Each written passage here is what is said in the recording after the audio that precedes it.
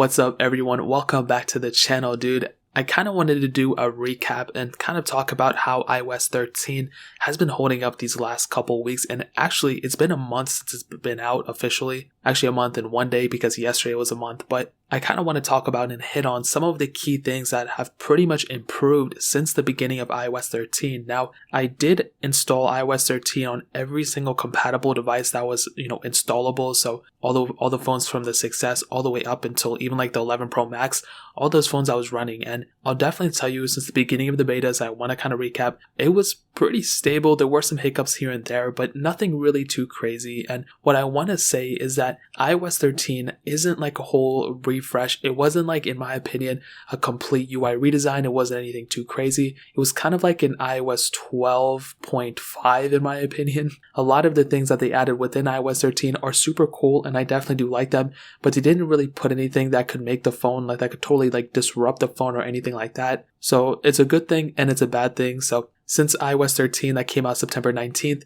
actually it was a month from today, dude, but that was released on a Friday or something like that, so it was kind of awkward to know the timing. But since it's iOS 13.0 release, we've had 13.1 come out, 13.1.1, 13.1.2, and now the most recent version, 13.1.3, and within every single one of those things and every single one of those updates, it was pretty much just bug fixes. There weren't really any new features added per se. Some kind of new improvements were added because, Apple promised some things before, then they added them back in, and kind of breaking down the process and kind of breaking down my experience with basically every single phone from the 6S to the 6S Plus. Those phones from even the beginning of the betas, I had very few problems with. If you own an iPhone 6S, I would highly recommend you to update to iOS 13. I had very little problems. And even kind of continuing on with the SE, I had very few problems with that phone as well. And a really, really awesome thing with iOS 13 on the iPhone SE, battery life is so good on the SE. And it kind of continued on from iOS 12. I noticed with iOS 13 that update, it really didn't affect battery life at all, which is a good thing and a bad thing. People were, I guess, expecting to get like way better battery life, but that's not the case.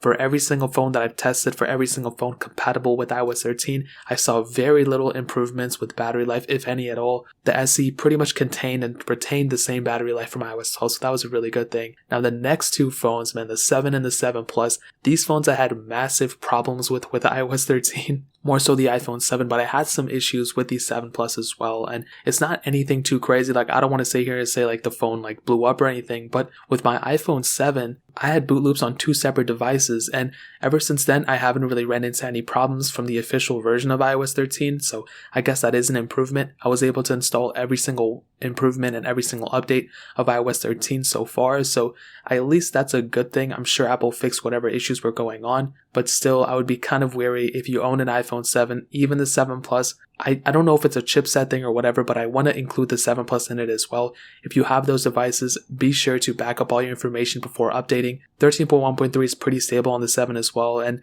talking about battery life, like I said, it's been pretty consistent. I've had full battery tests on my second channel if you want to check those out, but to kind of spoil those, you don't have to watch them if you don't want to. But ultimately, dude, the 7 and 7 Plus, kind of strange, but just make sure you do a backup before updating. But within these last couple versions of iOS 13, the 13.1.3, 13.1.2, 13.1.1, I've had very few problems, so I wouldn't really worry about that too much. And the iPhone 8 and 8 Plus are more so the same of the iPhone 6S and 6S Plus. There really weren't any major problems that I saw. Maybe the only thing with the base model of the iPhone 8, the smaller one, I did see it kind of heating up a little bit more than my iPhone 6S and 7s, so kind of keep that in mind when I updated. Especially within the last couple of versions of iOS 13, I've had those phones kind of heating up, more so the iPhone 8, but like I said, I want to throw the 8 Plus in there as well, so not a major thing. iPhone 8 and 8 Plus are very good on iOS 13. Now the iPhone 10, this is a phone that I had even from the beginning of iOS 13. I ran every single beta on it. I've ran every single iOS 13 on it, all the way up to 13.1.3, and I just recently came back to it as a main phone, so I'm using it now as a main phone, so I can tell you with 13.1.3 on it, very solid. Like, I have very few problems with it. And maybe the only thing is, and I think this is only per se for my specific usage because I notice it because I use these phones all the time. With the iPhone 10, I noticed with iOS 13, it's kind of like glitchy in terms of the animations. I went back to my 6S and it kind of seems the same way. Then I went to like my iPhone 10s and I saw the same thing. So maybe it's just all across the board. When I had my 11 Pro, I still have it, but when I was using it, it was perfect. It was like almost smooth as butter, dude, to be be honest. But with my iPhone 10, a little bit glitchier. With iOS 12, I don't remember these animations being this glitchy, but it's whatever, honestly. I'm sure within the next couple updates it'll be fixed, unless Apple is purposely slowing down their devices, who knows.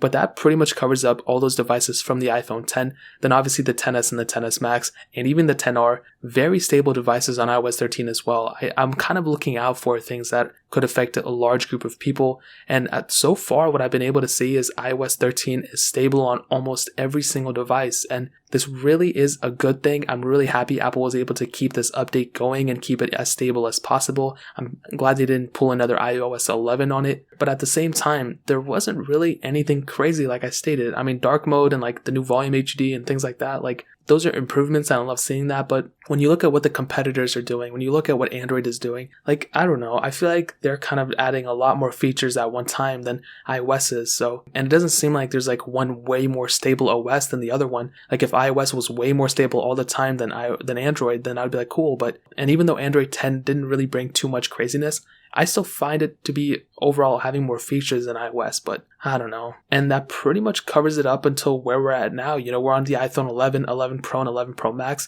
and those are, you know, as stable as they can get. And that kind of gives you a better idea of all the improvements and basically how it runs on every single device so far. For me to just do a blanket statement and say like, oh, all the iPhones are perfectly fine on iOS 13, then it's kind of different. But when I break it down like this per iPhone, because not everyone has every iPhone, and I understand I have that advantage to kind of give a more in detail look per iPhone. And even though it's kind of, you know, the same old, like, yes, all iPhones except the 7 and 7 Plus are good, I kind of want to just let you guys know this. If you're scared of updating, I would just say go for it. But like I stated, whatever your iPhone you're on, just go ahead and back up your information. I will say though, a super awesome thing with not an official version of iOS 13 yet, it might be coming next week, I don't know yet, but with iOS 13.2 beta 2 or beta 3, I don't remember, whichever one we're at now, we're actually able to change the camera resolution and the recording frame rate straight from our camera app, so we don't have to actually go into settings every single time. And that is really, really awesome, and I literally cannot wait for this to come out. If you guys remember, and if you follow my camera comparisons at all,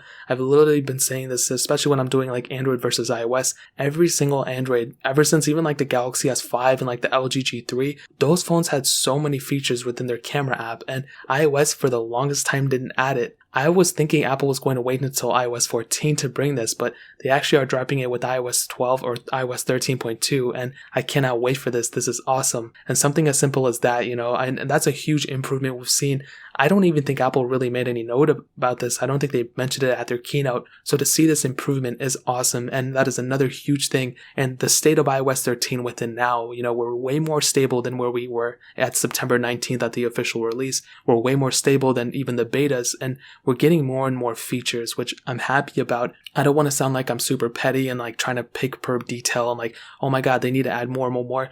I'm super happy with having a stable phone, and I'm really, really just content. Hopefully within the next hopefully with iOS 14, honestly, they can go and improve on what they've been doing so far. I will say, like I stated, one of the biggest things with iOS 13 was their battery charging optimization, and I thought at first it was going to be a big deal, but it really hasn't been. It's been perfectly, like, I don't even notice it. It's apparently like if you're at 80%, it'll slowly charge up to that 100% to save your battery health and to make sure your battery doesn't degrade over time faster. So in my opinion, like I stated, I made a video, I think, talking about like, oh, I'm so scared. But honestly, I think I was wrong. I think I'm perfectly fine with it. I honestly don't even notice it. Like I didn't even know I had it on. With my iPhone 11 Pro, it was on. My iPhone 10, it's been on. I don't even notice it. Like, I think I was kind of freaking out about it for no reason. But that's a really awesome thing. I'm actually really happy about that. And I'm happy I don't feel like I'm personally like losing anything when I have that enabled, and it's helping the battery health of my phone at the same time. So when I go to resell, I don't really resell my phones anymore, but if you're planning on reselling your phone,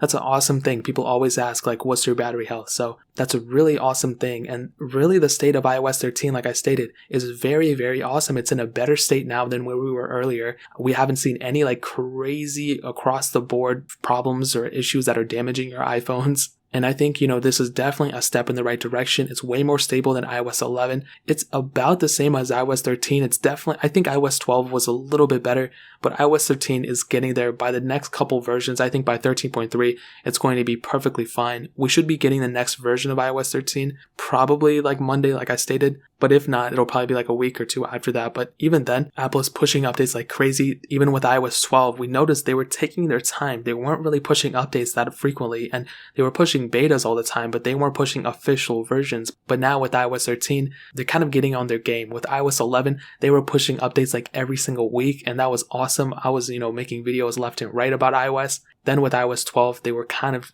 pushing back a little bit about that. iOS 13, they're pushing updates again, fixing those bugs as fast as possible. So from the iPhone 6s all the way to the 11 Pro Max, go ahead and update. If you're still on iOS 12 and you're not, wanting to jailbreak or anything, go ahead and go for it. I would say go update. There's no problems. But if you are kind of hesitant, then stay where you're at. There's really no like focus on going in and updating, to be honest, but we're getting all those cool features. We're getting dark mode. We're getting all those things. So that kind of covers up everything I wanted to hit on. If you own a 6S all the way to the 11 Pro Max, if you own any device that supports iOS 13, let me know how it's been on your device. If you own a 6S or, iPhone 7 or iPhone 11, whatever, let me know your experience down in the comment section below. I'd love to hear your opinions on this OS. Hit that like button if you guys enjoyed the video, but definitely hit that subscribe button. Every single subscriber that we get really does count, so it means so much if you guys could hit that. Also check out the other links down in the description as well. My Twitter, my Instagram, my second channel. All those links are linked down below. I'd really appreciate it if you guys could check it out. But more importantly than everything else, I love every single one of you guys. Hopefully I'll catch you guys in the next video. Peace out till then.